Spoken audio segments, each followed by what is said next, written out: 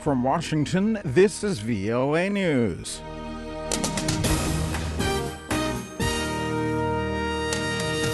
The leader of Lebanon's Hezbollah says his group is in Syria. 3 arrests in connection with the murder of a British soldier in London. I'm Vincent Bruce, reporting from Washington. The chief of Lebanon's Hezbollah, Hassan Nasrallah, Saturday said Hezbollah was fighting in Syria to protect Lebanon from the threat of radical Islamists. It was the first time Nasrallah has publicly confirmed Hezbollah's fighting presence in Syria. Nasrallah, in a speech Saturday, said his group will not stand by while the neighboring government of Syrian President Bashar al-Assad is attacked. Syrian National Coalition member Adib Shishakli described Nasrallah's statement as a declaration of war. Obviously, Nasrallah's statement today is the total declaration of war against Syrian and the Syrian people.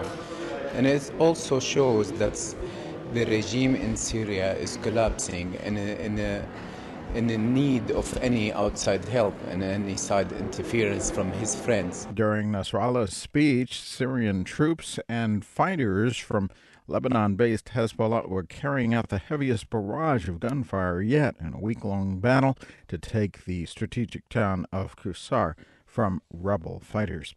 36 African countries have formally condemned the use of cluster bombs and urged all of Africa to join a global ban on the deadly weapons. Delegates at a conference in Lomé, Togo, say they are gravely concerned about the ongoing use of cluster munitions and the mounting number of victims, including women and children. British police arrested 3 new suspects Saturday in connection with Wednesday's murder of a British soldier in London. Scotland Yard issued a statement saying 3 men in their 20s were arrested on suspicion of conspiracy to commit murder. 2 of the men were arrested at a residential address in southeast London and 1 on a London street. British soldier Lee Rigby, who had served a tour of duty in Afghanistan, was killed in broad daylight Wednesday near the Royal Artillery Barracks in the Woolwich area of southeast London.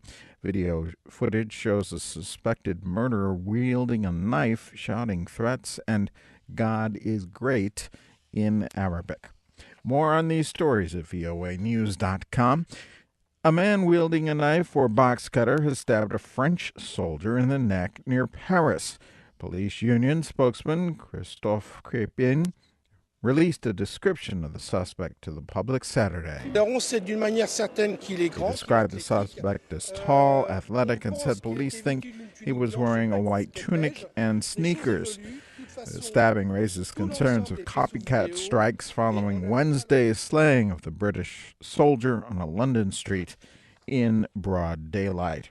U.S. Secretary of State John Kerry Saturday called on Nigerian authorities to ensure their security forces not trample on human rights during the government's fight against Boko Haram militants.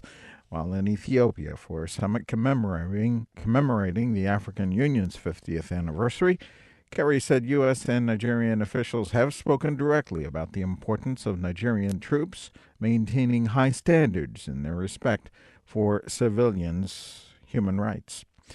A female suicide bomber blew herself up in southern Russia's Dagestan Saturday, wounding at least 18 people, including children and several police officers.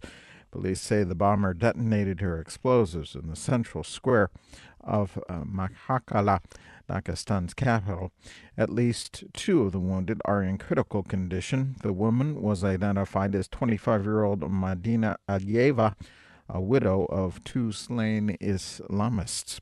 Earlier Saturday, at a ceremony marking 50 years to the day since the establishment of the Organization of African Unity, AU Chairman, Ethiopian Prime Minister Hailemariam Desalegn honored the bloc's founders with a call to continue to carry out their vision. This historic day marks not only a great leap forward in the Pan-Africanist quest for freedom, independence, and unity, but also the beginning of our collective endeavor for the realization of Africa's socio-economic emancipation. Russian police arrested at least 30 gay rights activists and their opponents in the capital Moscow Saturday, enforcing that city's ban on gay rights demonstrations. The arrest coincided with the first ever gay rights rally in neighboring Ukraine.